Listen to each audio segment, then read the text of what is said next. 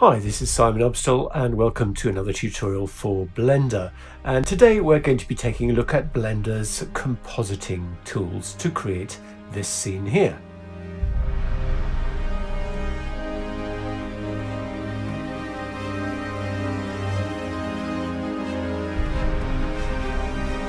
So this is a follow-up to the modeling tutorial in which we ended up with this spaceship. And it looked more or less like this.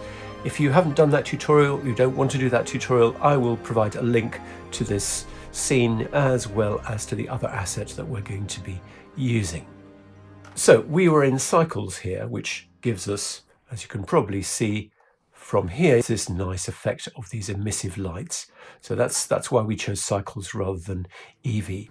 So if we actually now hit a F12 to render this, you'll see we've got our image, but we're composited on the grey world background, and we don't want that because we actually want to be able to substitute that for a different background image of space.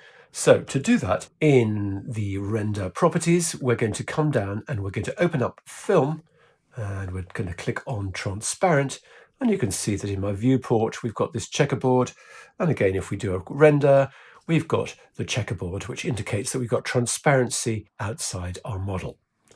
So the other thing we need to do is we need to come into the view layer properties, and I want to select some properties that we can influence in the compositor, and one of them is emission, because these lights here are an emissive material, and if I enable that, I'll get a pass for the emission property. And also let's just turn on ambient occlusion, because that could be quite useful as well. So let's now come over to the compositing tab, and we don't see anything because we need first of all to turn on use nodes like this. Now I'm just going to reduce this down like this. I'm going to hit N to hide the sidebar. I'm going to right click here, vertical split to make a new viewer. I'm going to move this all the way over here. We don't need to see that. Let's even it up a little bit. So this view on the left, I want to swap out to be the image editor. And from here, I want to select rendered result. So just when we were rendering it just then, we populated this with our rendered image, which has got our transparency in it. And so over here on the left, we can work and it will update over here on the right. So I think the first thing we want to do is to just brighten it up, because with the materials I chose and the lighting I chose, it's all a little bit dark. And we could come back in and change the lighting, but let's actually do it a different way. So let's come to add and color, and let's grab exposure, and let's drop it in between those two there. It automatically links itself up. So let's actually go for an exposure of something like 3. And you see now that's much better. We're seeing a lot more of this sort of shadow detail. And this is much better than if we were actually rendering out PNGs or whatever. We've got a limitless dynamic range that we can play with here. So we're not actually bringing up noise in the shadows, for example. So the other thing that would be nice to do at this point is to give a bit of extra attention to these emitting lights and get them to glow a little bit more. So we can do that by coming to add and filter and glare. So let's bring that in here. Let's just look at how that looks without our exposure. Let's come to here and here. And it doesn't look very nice because the default is streaks, and what we really want is fog glow, and that gives us this nice soft glow here. Now we could just take our exposure like that in and we get this sort of result, but actually I just want to focus on just the emitting lights. So how are we going to do that? Well, if you remember, we had these two properties here, the emit and the ambient occlusion. And what happens if I pipe the emit into here instead? Well, we get nothing, and that's because I forgot to render after I'd turned these two on. So we don't actually have those passes to work with within the compositor. So let's just render the image again, render image, and let's come back over to the compositor. And now you'll see that we have got that emit image. In fact, let's look at the emit image on its own. You'll see it looks like that. So it's just isolated the bits that are emitting, which is very useful. So we can use that, and we've got this. So what we actually want to do is we want to composite this over the top of our exposure. So let's just select the exposure and come to Add and Color and Mix. And let's drop that in here, and let's put Image into the background like that. And we don't actually want to mix between them. So, you know, we can mix using the factor, and we can have one or the other or a mix of both. But actually we want to turn it all the way up, and we want to swap the mix to be an add instead. And now you can see those emitting areas are glowing nicely for us. So that's quite nice. So another thing we want to do is to add in a background space image. So to do that, let's add in the image that we want to use. So let's come to Add and Input, and let's select Image.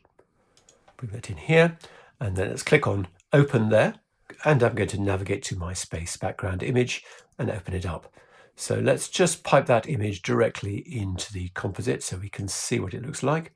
Looks like that, but we want to find a way of getting our spaceship to sit over the top of it.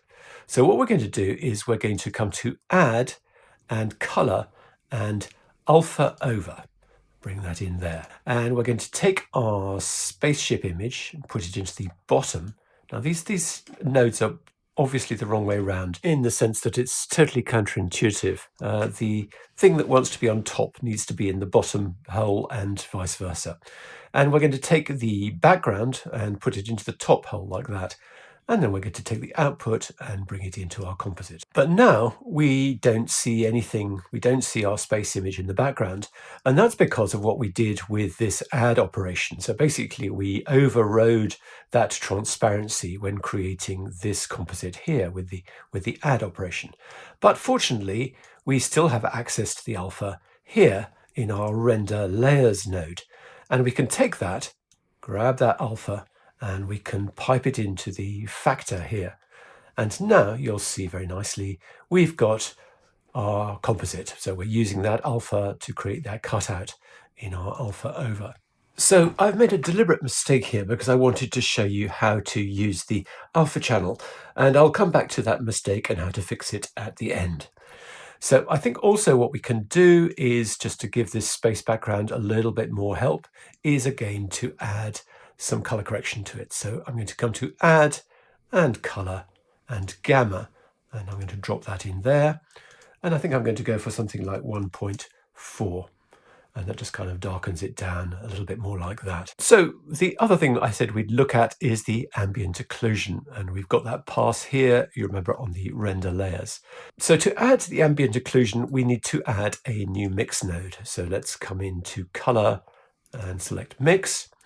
And where am I going to put it? I'm going to put it before we've added in the glow, I think.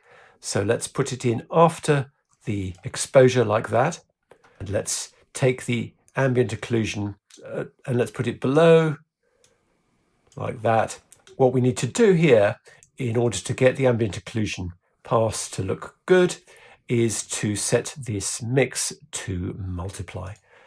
And what that does is just darkens down the crevices. We probably actually also want to just darken down the ambient occlusion itself. So it's just a grayscale, and what we can do here is come to Converter and Color Ramp and drop that in there. So that's on the ambient occlusion pipe. Let's just have a quick look at what we're doing. So I'm going to take that image out into there. And so now we can darken down the ambient occlusion if we want. I'm going to exaggerate it just so we can actually see. So now let's pipe the alpha over back into there. And this is the result. You can see we've got these dark shadows in the crevices, as it were. Ambient occlusion is probably not terribly necessary for this. And as I say, I've completely overdone it. But if we just kind of back off on it, it's an extra little detail. And there's just one final thing I'd like to do, and that's to create sort of graduated darkening of the space background, just in order to be able to show you another technique, but also I think it's going to improve the shot. So first of all, I'm going to add input RGB, which gives us a color node like that. I'm going to make it black. I'm going to grab one of these mix nodes here and Shift D to duplicate it, bring it down like that. I'm going to set it to multiply. So what we want to do is we want to multiply the background by this color. So let's drop this in here like that. And let's take the color and put it into there like that. So at the moment it's being multiplied by 100% black. So it's turned completely black. If we reduce that down to 0.5, you see we've kind of halved the brightness of the image. But how do we now create this sort of diagonal gradient? So we need a mask, and we're going to come to Add and Matte, and let's select Box Mask. And you can probably see, because we've got the backdrop button enabled there, we're getting a little sort of mini image of the box mask there. So I can use the box mask as an input to the factor for this multiply. So I'm going to do that. We're not going to see very much initially, apart from that, which is not what we want at all. But what we need to do is we need to set up this box mask. So what are these different values? Well, this top row here is the position, and the next row is the scale. So I'm just going to scale it so it's like 1 and 1, so we can get an idea of what that means. So there you go, 1 and 1, and I'm going to position it at 0 and 0. And what that does is it positions it effectively with its center in the bottom left. So 0 is 0 from here across to here and up to there. So what we're now going to do is we're going to position it so we can rotate it. So first of all, I'm going to set the Y to 0.5. So it's now the Y's center is here. And I'm going to set the X scale to 0.5 and the Y scale to 2. And then let's rotate it -60. And now you can see we've kind of positioned it roughly diagonally to the frame.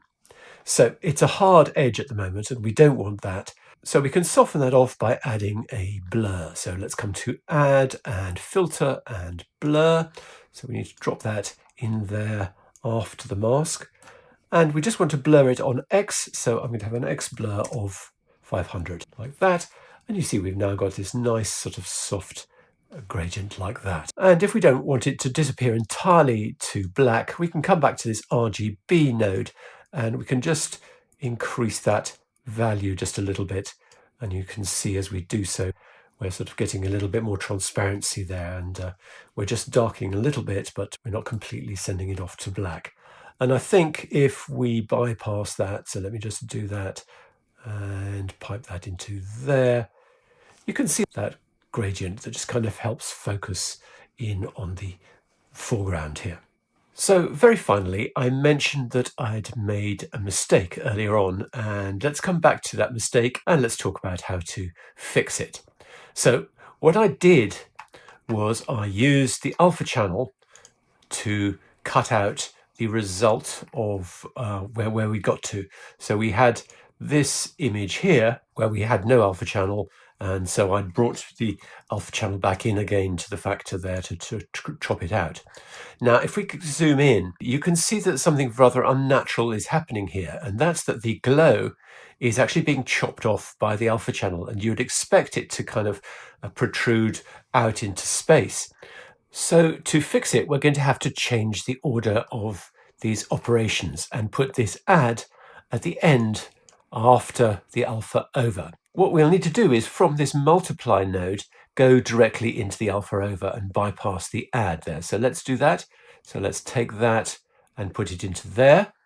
And as for this add node, we want to take the output of the alpha over into its second node like that, and its output into the composite. And now you'll see that actually the glow does come out into space. So what we were actually doing with the order of the operations that we had was that we were chopping off the glow with the alpha, and we actually want to composite it over the top of everything. So it's just a lesson in how the order of compositing operations is actually really quite important. So we're adding this glow as the final element over the top of the rest of the composite. So I hope that makes sense. So I hope that's been quite a useful overview of compositing in Blender. There's a lot more you can do if you know how to composite, and it's well worth experimenting with this option, because what now happens is if we render this, it'll render it out with all this compositing done for us. And it's a much quicker way of working than sort of trying to finesse the lighting, for example, of the Blender scene itself. We can just kind of in a kind of 2D environment go into a great deal of fine tuning of the result. So thanks very much indeed for watching, and I'll see you again soon.